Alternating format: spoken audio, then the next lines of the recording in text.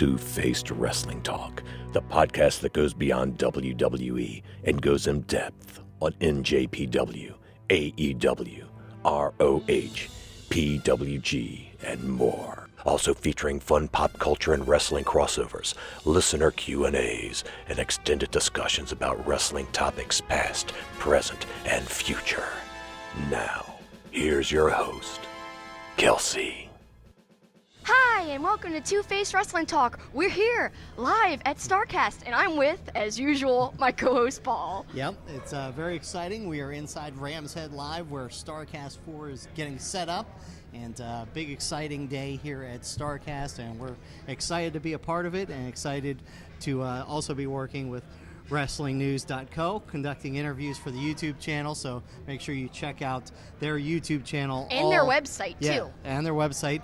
For the next couple of days, we'll have all sorts of post-match reaction, post-stage interviews, and things like that. So really an exciting couple days here in Baltimore. Yeah, and it's a cool place, too. We had crab cakes last night. They were very good. They were good. Yeah, G&M Seafood down in Lithicum.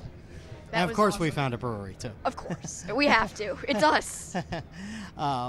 Well, before we get into everything, let's knock out a couple of things. First of all, we can't stress enough the importance of rating us, whether it's on Google Play, iTunes, wherever you get the audio podcast, or on YouTube if you watch us on video. Which hit that like button. Yeah, and if you're not subscribed, please subscribe. It's at Super Kickin' It with Kelsey on YouTube. And this is a good one to watch on YouTube with stuff going on behind us, and you can see the stage. We look kind of dapper, not our bummish selves. No, I'm not in a t-shirt. Yeah, exactly. I'm actually dressed up. So, all good. Also, I want to thank all of our Patreons and encourage you to support us on Patreon. It really helps us a lot in doing trips like this and being on location and getting a chance to talk to the wrestlers. Yeah, patreon.com/superkickinit.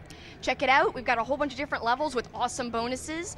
There might be something that fits your liking, so just check it out. And if you want to support us, that's a great way to do so.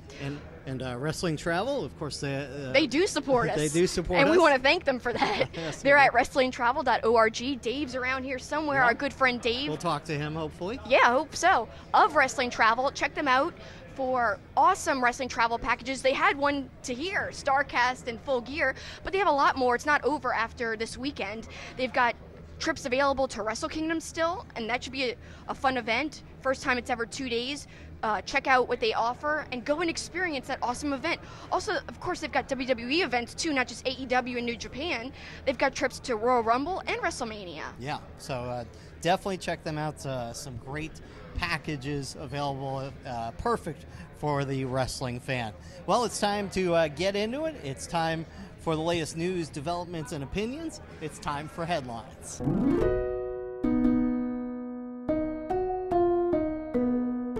And we're going to start with the reason we are here in Baltimore, Maryland. AEW Full Gear takes place Saturday, but it was the first week where they had a TV show the week of a pay-per-view. And I said last week I thought it'd be interesting to compare it to what we've seen from WWE in the past, how they conducted TV leading up to a pay-per-view.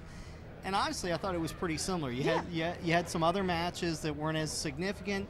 You, of course, had some great promos. You had the great brawl at the end of the show. I think it was way better than most WWE shows before a pay-per-view. I agree. So I'd say similar, I guess, but better. Yeah. Because I think they were effective at doing a good show, but also leading to the pay-per-view.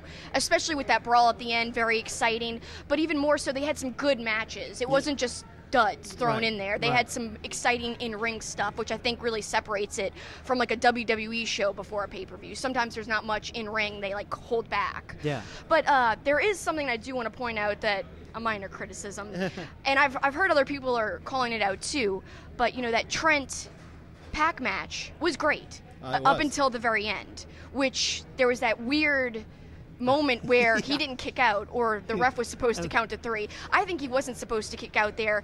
I think maybe Pac was supposed to move him into a submission. Maybe he forgot. Yeah. Because I have a feeling it looks better for Trent to pass out from a submission rather than get pinned. Whatever it was, it looked terrible because the ref just stops counting.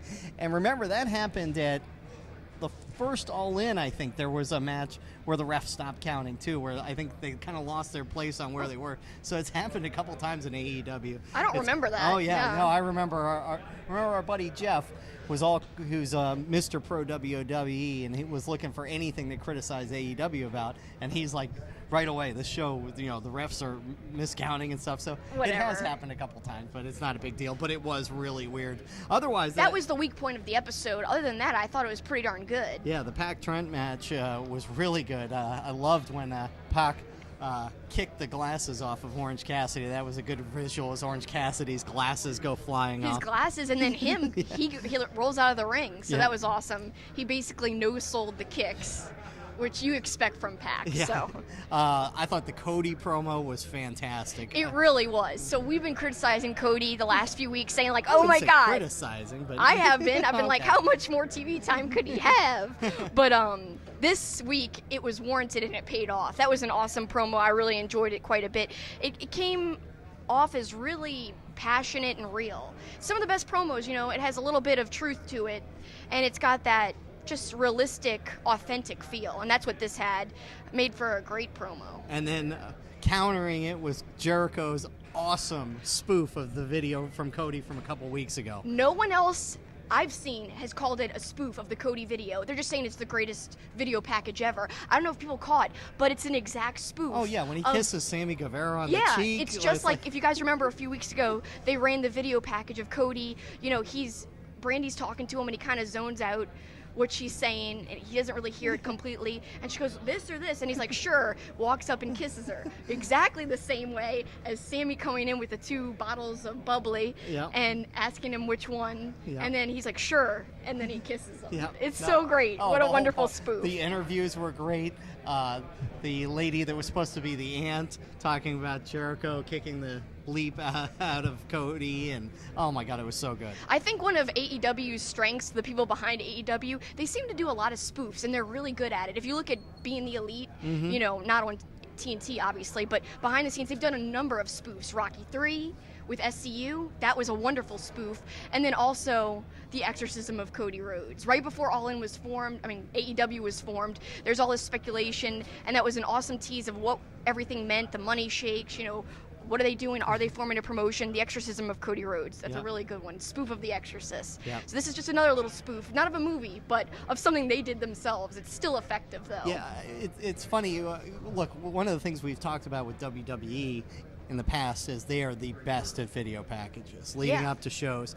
AEW's come in pretty strong with their video games. Now, some of them are a little bizarre, like the Brandy Rhodes video the last couple of weeks, but I thought the Jericho spoof after the great Cody video, and then the Moxley Omega one this week as well was fantastic. Yeah, when they did the slow-mo of Moxley kind of getting Kenny in all these precarious situations, like through the glass table. They did that in slow-mo. It looked so good. God, it was awesome. And him doing the thing off the him tossing him off the coin, the casino chip, all that in slow-mo. So yeah, they've really been doing a good job with the music, with the interviews mixed with old footage. Just really well done. As you said, they're kind of standing up, holding up and stepping up to the standards of WWE's video packages. And again, we are at Starrcast. In case you're just listening to us and wondering about some of the ambient noise and stuff, they're getting all set up for Starrcast 4. Our good buddy Eric Hodson over your left shoulder, getting all of his artwork set up, and we'll be talking to him, I'm sure, at some point this week. Continuing the thoughts of AEW Dynamite, the main event I thought was a good one. I kind of thought they could have gone the New Japan route and had Moxley tag with Jericho against Omega and Cody as the main event. I think they wanted to save the interaction between Jericho and Cody. I think that was the whole thing they were building towards. If you look back at last week or the week before, whenever the contract signing was, they didn't have any physicality. Right. The physicality was done by Jericho's Inner Circle goons to Dustin. So I think they're just trying to save any kind of physicality, which separates them from what WWE usually does before a pay-per-view or a big match between two guys who are feuding. We talked about the Cody promo, but the one thing we didn't talk about is his announcement is if he doesn't win, he's not going to get another title shot. So now it would seem like he's going to win. I loved the promo, but I didn't love his announcement of the stipulation. it made sense because, he talked about the criticisms you receive when you're the booker, essentially, when you're in charge, but you're also wrestling, and he kind of alluded to all of that. So that was kind of cool, lifting the curtain, and you kind of peek behind the curtain. There's some truth into it. Right. And whenever there's truth, it's really good. But again, I just feel like it makes the match result a little obvious. Right. I feel like, how can he not win? Is he really never going to challenge for a title again? Maybe he's okay with that. Maybe I'm overjudging. Maybe I'm just assuming that he is going to win too easily. You just heard Living Colors, Cult of Personality playing on the stage. No, CM Punk is not walking into Starrcast right now, No. so that is not what that was. They're just testing the audio. Let's look ahead to Full Gear this weekend. Obviously, the show is Saturday, so we're not going to go too in-depth, but really some great matches that I'm really looking forward to. I know you are as well. Oh, yeah, I can't wait. It should be awesome. I feel like Kenny Omega versus Moxley, that should be top-notch. Well, Bucks versus Santana and Ortiz, something you saw in the Jericho I Cruise. did. I got a preview, guys, and anybody else who was on the cruise got a preview of this amazing match. I will tell you, I'll put my reputation and name on the line. It's going to be a great match because it was a great match on the cruise. It wasn't really released widely, so not a lot of people have seen it, but on a bigger stage with a lot more eyes, I feel like they'll even go even further and do it up even bigger than it was on the cruise. I think the match is going to steal the show, and there's also Yeah. another three-way tag match in the show, and of course Jericho versus Cody should be a great show here in Baltimore. And again, Kelsey's going to be here Saturday getting all of the post-match stuff for WrestlingNews.co, so make sure you check out their website, and you'll get all of the immediate reaction as the wrestlers are going to be made available after the show. And Kelsey's going to be doing a lot of interviews here at Starrcast, both for our podcast and also for WrestlingNews.co. Yes. Let's switch gears and talk some of the other promotions this week. Switch gears from Full Gear to other promotions. I didn't even realize I did that. Yeah, let's turn the gears and switch them. And let's go to New Japan's Power Struggle show. Again, another show with some consequence. Minor stuff early on, Taichi versus Naito, Sho and Yo winning the Super Junior Tag League for the third time. Yeah, people are thinking that it's kind of an obvious result, considering the tag division, especially the junior tag division, is so weak right now. There's not a lot of people involved, and it's just... Yeah, I wish there was more. It's almost unbelievable that they managed to scrape together 8 tag teams to have a tournament. That's how weak that division seems. It's just very thin right now, and that kind of builds up the argument of, well, why don't they just combine the divisions, which is something the Bucks kind of wanted back when they were in New Japan Pro Wrestling. But eventually, it didn't even matter because they just moved up to heavyweight. Exactly. But they wanted the divisions to merge. They wanted the weights to not matter back when they were there. So I think you see that, I don't know, they got to do something to change what's happening right now, because Sho and Yo winning again, yeah, it's cool, but it's kind of the obvious choice. Yeah, it kind of was. 3 title matches to end the show, and some big surprises. We'll start with Kenta versus Ishii, the Never Open Weight Championship. Again, these guys love physicality, and the corner slaps between the two of these, including the insanely loud Kenta slap that just echoed through that arena in Osaka. That was nuts. Brutal. Yes, very brutal. And Ishii's had such an amazing year, but to me it's like, what's the payoff of his year? He lost here again to Kenta, and it's like, where does he go from here? I want him to have something big at Wrestle Kingdom, but it's looking like nothing is shaping up for him. Yeah, he's definitely looking like a mid-card match that may not even have any consequence. Who knows? That is ridiculous after the great year he's had. Yeah, There's got to be something for him. He's not Wrestler of the Year in New Japan, but he's top 3 probably. It's hard to be Wrestler of the Year when you're on the same roster as Will Ospreay, yeah, exactly. who literally and Okada. they just announced Will Ospreay's match time for the year. It's like 11 hours. Yeah, it's insane. He's had an unbelievable year, and he had a great match in this show. We'll get to 95 New Japan matches, apparently, approximately, for Will Ospreay. Wow. That's so many. It like blows my mind. But yeah, Ishii is in the top conversation for New Japan, but it's hard because Will Ospreay is definitely at the very top of that list, at least for me. And let's talk about Ospreay, because in his match with Bushi, it was a good match, but really the consequential stuff came after the match. We had a big return. Probably the biggest news of the whole show. Hiromu! Yep. He's back. And of course, you know what that means. Daryl's back.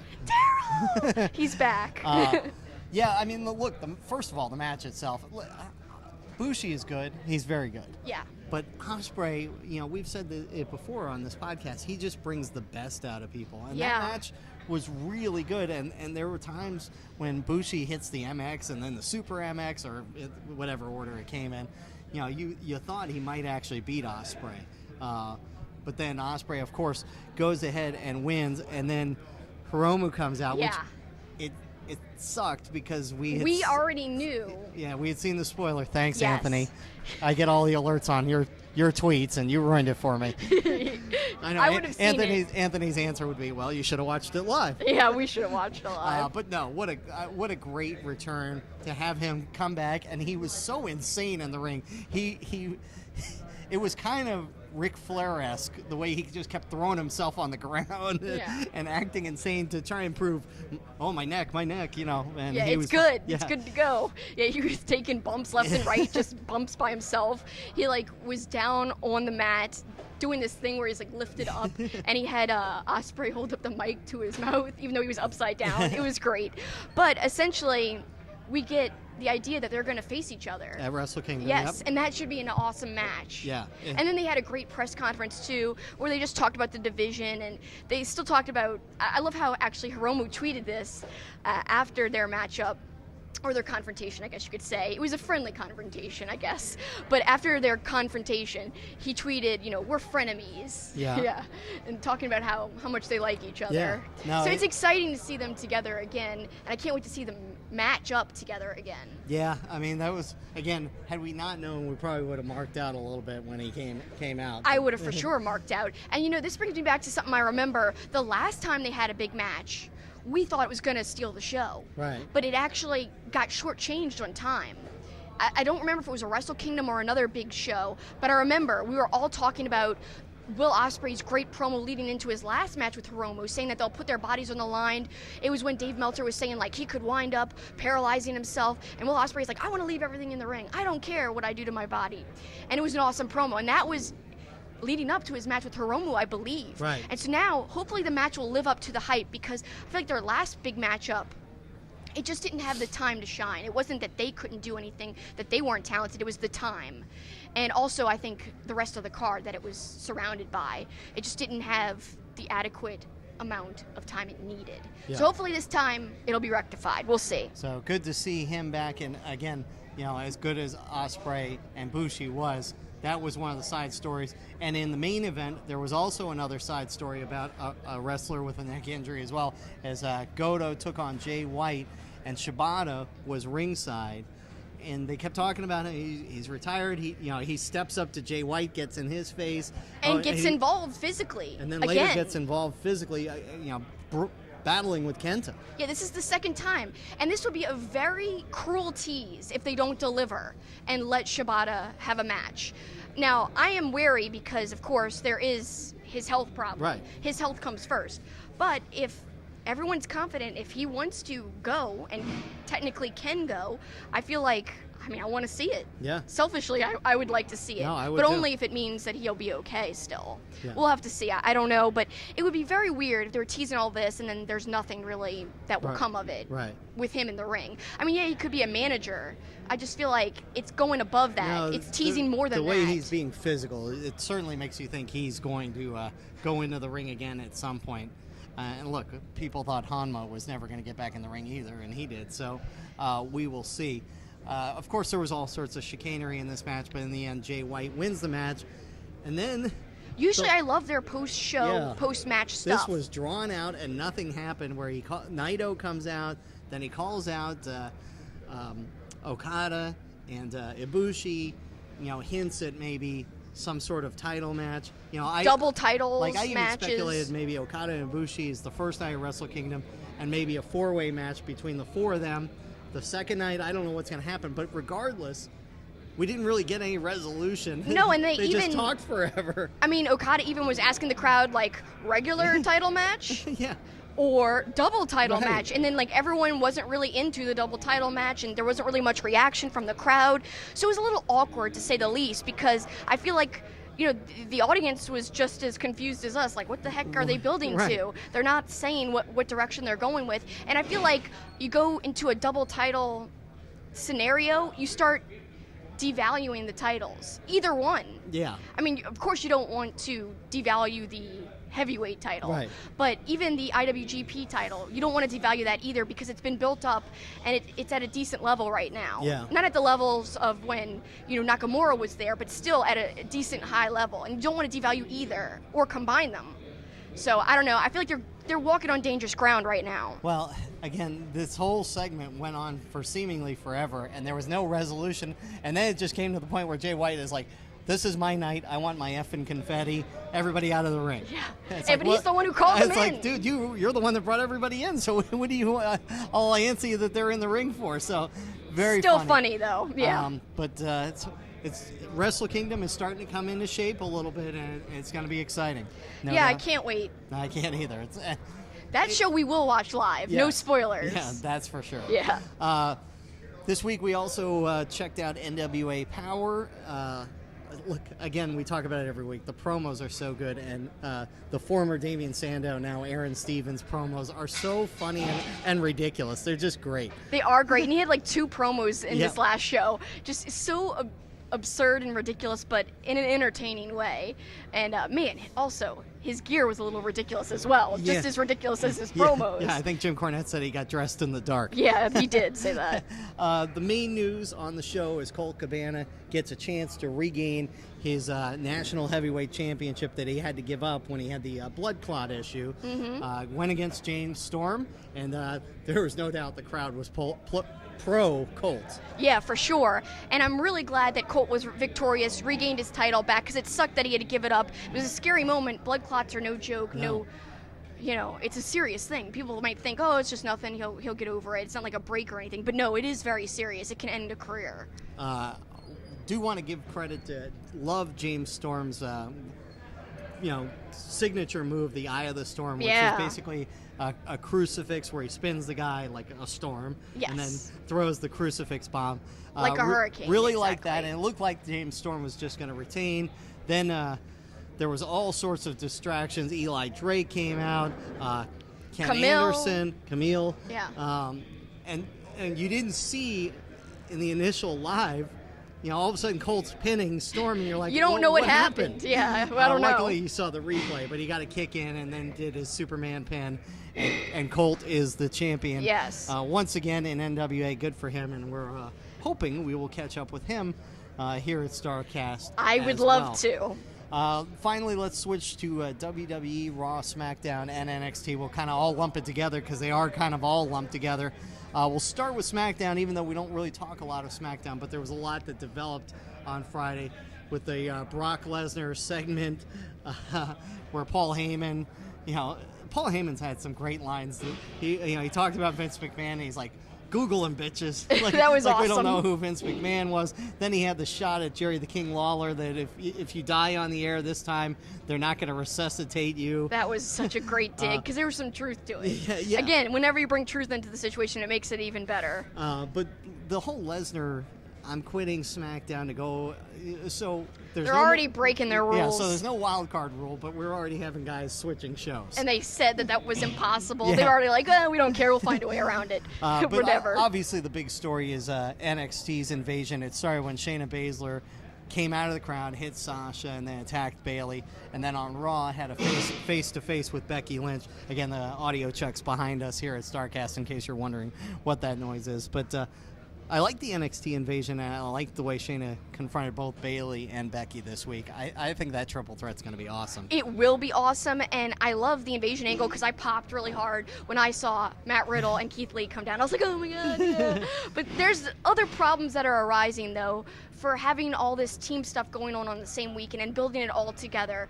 Yeah, they're kind of trying to play it off by saying like, oh, you know, for the brand. Right. They're, even though these people are going to be in war games, they're still coming together for the brand. Right. But it's still very confusing just building all these shows at the same time, because you've got, okay, well, who's going to be on The War Games team. Exactly. Who's on the Survivor Series team. Nothing's really confirmed yet, and it's all very confusing. I mean, NXT was great with the teasing of, you know, Finn Balor coming in. Whose side is he on? Right. I like that a lot. And then Adam Cole kind of saving the day, but also then like beating up everybody. Right. And then facing off with Finn as well. Plus- so we got the AJ Finn face off and the Cole Finn face off. Plus- and people don't remember Cole was in Bullet Club, so Right. it's just as kind of cool. Right. But I mean, of course, he wasn't the leader like AJ was and Finn was, so that meetup was even cooler. But Plus, Adam Cole got a ton of exposure because he wrestled Daniel Bryan on SmackDown. He wrestled Seth Rollins on Raw. Not that Adam Cole needs exposure, but you could see how over he was by the crowd at Raw and SmackDown, knowing who he is, which we've talked in the past. Sometimes they don't know some of these NXT guys. they definitely knew who he was. Yeah. They said the boom. And then the crowd, as well, they should lost their mind when Keith Lee did the flip over the rope into all the guys on the floor. Riddle is over. It's awesome. Yeah, let's talk about Matt Riddle. So the OC comes out on NXT, and AJ says to Tommaso Ciampa something about, you know, I guess you're the only one that has the balls to confront us. And then Matt Riddle comes out Just with smirks. Keith Lee with this goofy grin, and he points in that area. You It's know. great. He was Like, such a goofball on NXT, like as goofy as he's ever been. but it works. Oh, I'm not saying It I'm looked not like complaining. he loves Trust me. Keith Lee. That's what you Yeah. said. You're like, he Yeah, loves Keith Lee. Yeah, it's like he has comes a out. bro. What do they call Bromance. it? Bromance. Yes. Yes. That's what it seems like he's got with Keith Lee, and I'm wondering if down the road they're thinking they're going to be a full-time tag team. Well, if they can't be in the title picture right now, because both guys could Yeah. be in the title picture, they might as well be in the tag title picture, because they're wonderful together. I think they have a great chemistry. Especially you saw that when they came out on NXT. Riddle comes out to his music, yeah, then they cut his music. He's still standing there, then they start Keith Lee's music, and this is when you said you thought the bromance was happening. Yeah. Was as Keith Lee's music's playing, like Riddle's dancing to it, and then he Right. goes, Keith Lee, Yeah. along with it. Yeah. And then he was looking and staring at Keith Lee. It was I'm telling awesome. you, it's like he has a bromance. Yeah. It's really some other really good matches on NXT too this week. I thought it was a really strong show for NXT this Yeah, week. it was very strong. Pete Dunne beat Damian Priest. That was a good match.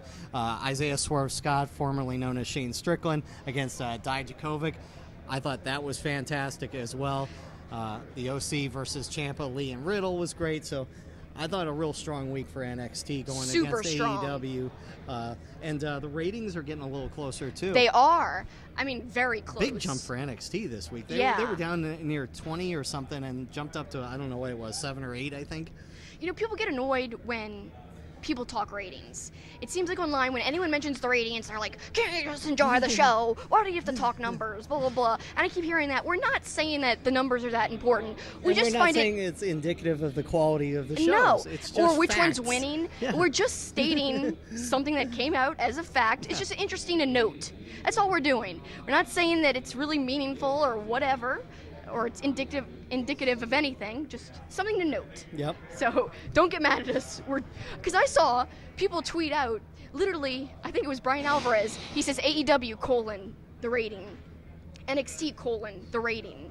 People were like, why can't people just enjoy the show? And they're just like attacking him. And he said no opinion, no nothing. He was literally just stating numbers. Right. Like, just facts. Yeah, just facts. And people are like, oh, we hate the numbers. Yeah, there are people So- that don't like facts. It's fine that people don't want to talk about the numbers. They're like, just enjoy the stuff. But we are enjoying it, just making a note. Yep.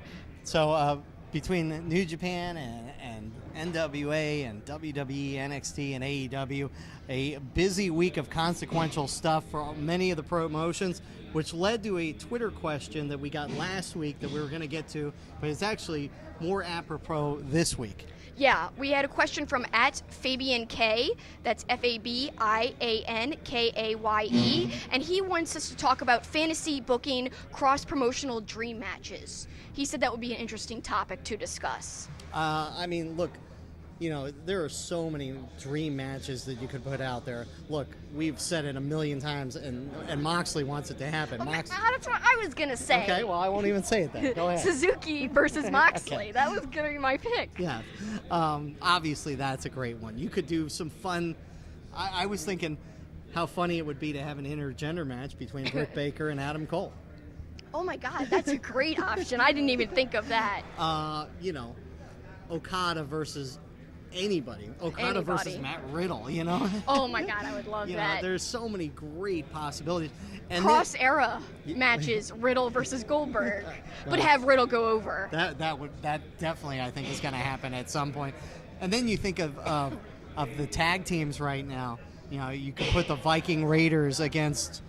they've gone against the Young Bucks. Let's have a rematch. Yeah, those have been great matches in the past. But the Viking Raiders versus the Lucha Brothers, or popular choice, Revival versus Young Bucks. Yeah, well, maybe that will happen. That's been hinted for a long time. For a long time, New Day versus Young Bucks. Yeah, that's been hinted at and teased for so long because they've interacted with each other online. I mean, heck.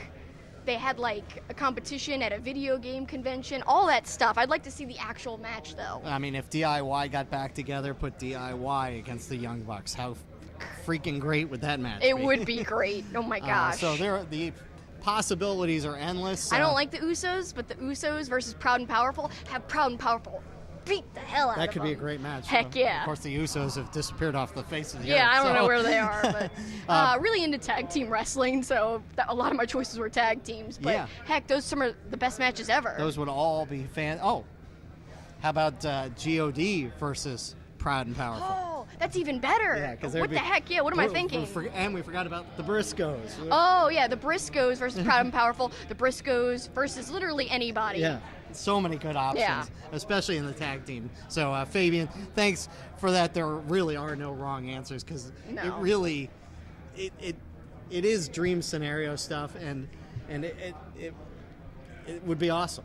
Candice LeRae and Joy Ryan, cross-promotional tag team and intergender tag team against Britt Baker and Adam Cole. I was thinking of that one. Actually, even though too. Obviously Candice and Joey aren't a couple. I mean, you could put in, if you want, Johnny Wrestling instead. But I mean, the real tag team that was once together was Candice and Joey. Yeah. So that's why I chose them. Yeah, I think Joey would be okay with that. So, some fun scenarios and a fun weekend here in Baltimore. We're glad you're with us at Starrcast, whether you're watching on YouTube, which we hope you are, because you can actually see some stuff going on as the tables are getting set up. Meet and greets are ready. The stage rafters. You can see rafters. Yes, you can see rafters. Very exciting. And Full Gear is just around the corner here in Baltimore, just on the shadow of the Inner Harbor. When we come back, we will talk to a couple of guests from Starrcast. So make sure you check that out. Plus Kelsey's Tweet of the Week. Two-Face Wrestling Talk is proud to be sponsored by Wrestling Travel. Check them out on Twitter at Wrestling Travel. Also go to their website, wrestlingtravel.org, to find out about all the exciting travel packages. They also have a very fun Wrestle Kingdom travel package, which includes round-trip airfare, 5-night hotel near the Tokyo Dome, lower bowl tickets to both days of Wrestle Kingdom, and guided tours by Being the Elite's fat-ass Masa. Come on, who wouldn't want to hang out with Masa? I think that's like the coolest thing they offer. You get to have some time with him, meet him, interact with him. He'll literally be hanging with you. And you'd get to be a part of the first 2-day Wrestle Kingdom, which is going to be really special in my opinion. They also have travel packages to WWE events, including WrestleMania 36, which you can sign up for information at wrestlingtravel.org. And they've got packages to the Royal Rumble as well, plus other events too. Check out their website. There are USA travel packages, but also UK travel packages. So whether you live in the UK or where we live in the United States, you can find something for you. Also, don't forget they've got a friendly staff that can help you out. DM them on Twitter or contact them through their website. Thanks, Wrestling Travel. Our Two-Faced Wrestling Talk logo was inspired by Two-Face, the Batman animated series character, and his coin. The logo was designed by the talented and creative artist Eric Hudson. Eric creates wrestling-themed pieces as well as other pop culture art. He is also currently working on a Roddy Piper comic book. You can follow him on Facebook, Twitter, and Instagram at Dreaded Dinosaur. You can also support his work by becoming a patron at patreon.com/dreadeddinosaur. Please check out his work. And now back to Two-Face Wrestling Talk. Welcome back to Two-Face Wrestling Talk. We're here at Starrcast with Jimmy Havoc. And first of all, you've been through a few of these Starrcasts now. Is it amazing to you, the amount of fans that want to come and meet all of you? No. Not at all, huh? Yeah, no, it's pretty cool, man. Like, as I've said in many interviews, because I always get asked exactly the same stuff. So it's these riveting questions I love. Like, it's still amazing. Like the all me and my friends, like when we grew up, we love wrestling. Like, there's a bunch of us. Like, we never thought it'd be a job. So for us to travel the world, like fans come out and see us, like it does mean a lot to almost all of us. There are some arseholes, but yeah.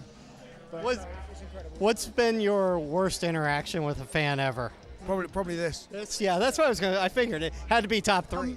No, like it's some everything. There are some arseholes. There's always nice people. So it's if you're an arsehole to me, I'm an arsehole to you, pretty much. But no, I can't think of anything that's been horrendously bad. No, I can't think of anything bad really. I mean, I am an arsehole sometimes as well. Sometimes people are just comes to me because I'm an arsehole. Right. But yeah, so yeah, there's probably loads of them. But it's all drunken stupidity. So who cares? Well, we're about 5 weeks into AEW Dynamite. What has the vibe in the locker room been from the excitement of the initial show to now? Not necessarily a weekly grind, but a routine.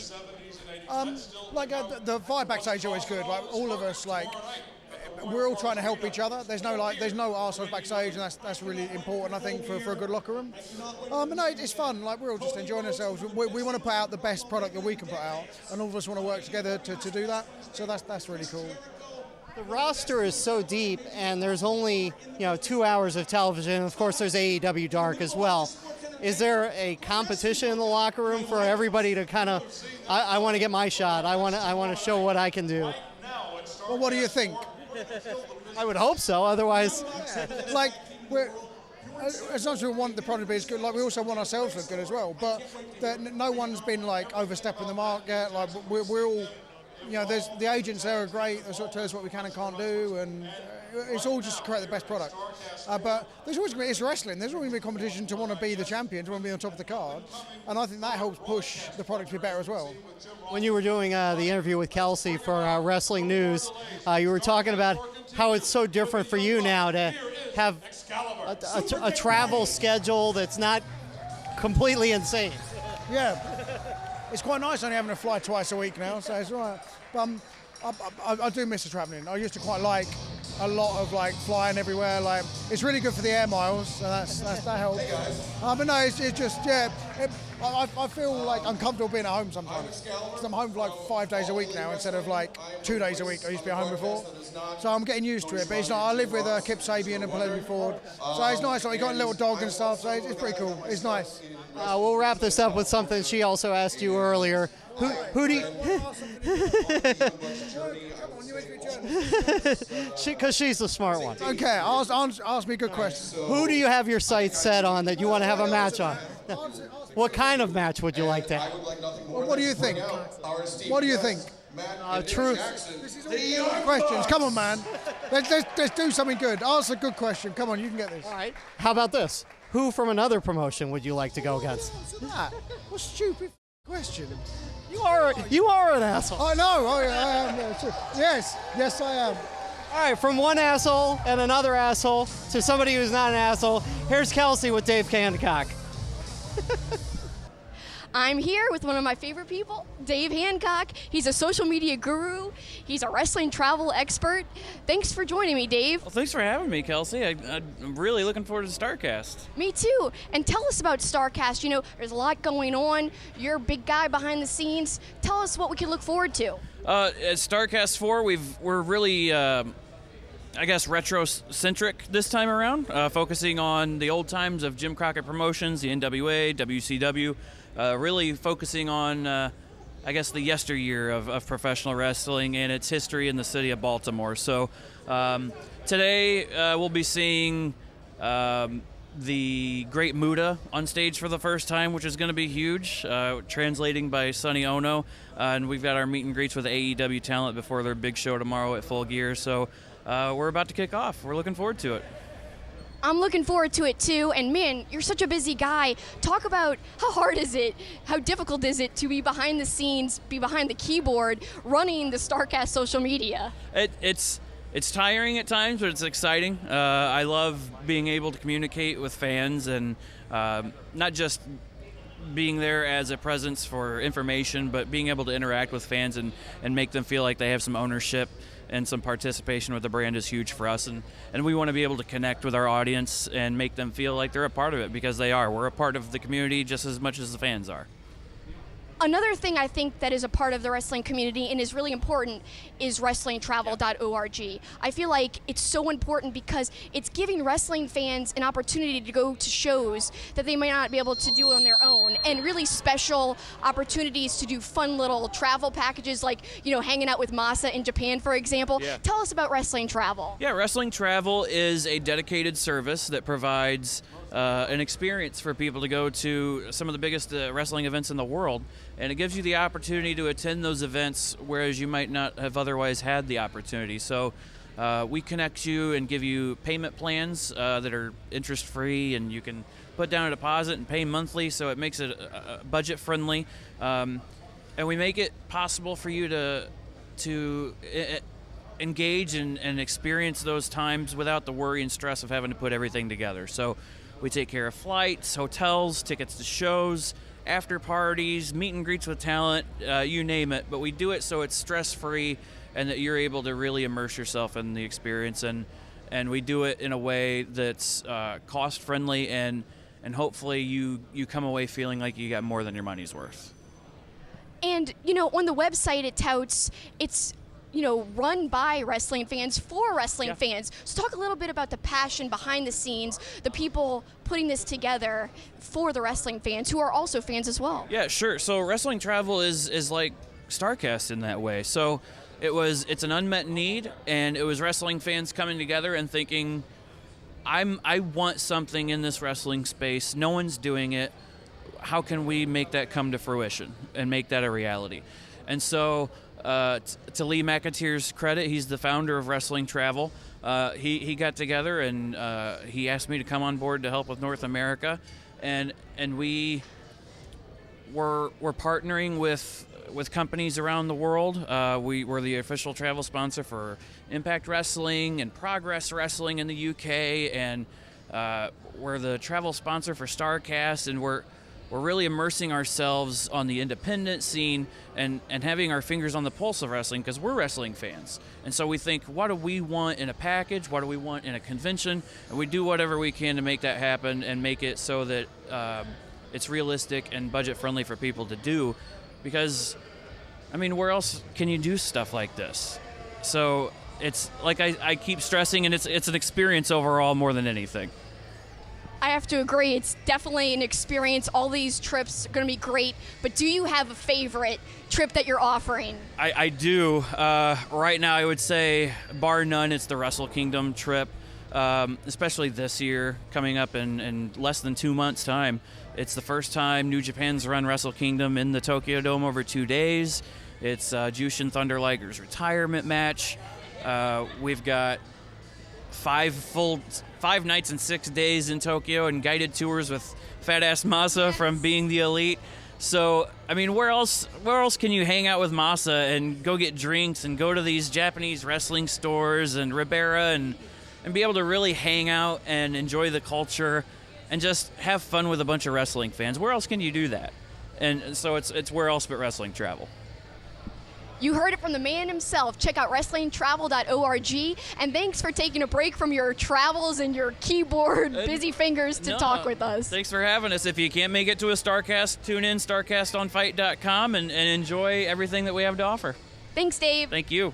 So much fun at Starrcast. So many people wandering around and great interaction. Again, all sorts of interviews going to be posted throughout the weekend on WrestlingNews.co. Kelsey's going to do a great job on all those interviews. I hope so. And getting post-match reaction, which is just as important from Full Gear is all the wrestlers are going to be available after the show over at Royal Farms Arena. Kelsey's going to have all that match reaction posted to WrestlingNews.co.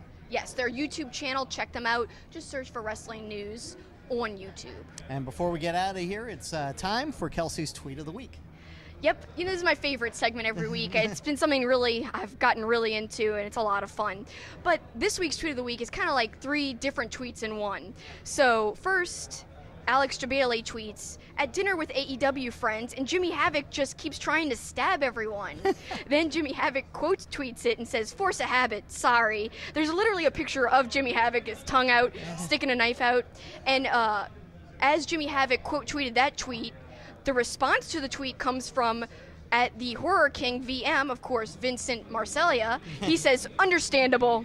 So 3 great tweets in one. That's my Tweet of the Week. There you go. How about a dream match of some horror guys, Jimmy Havoc versus Vinny Marcellia? And you can make it a triple threat.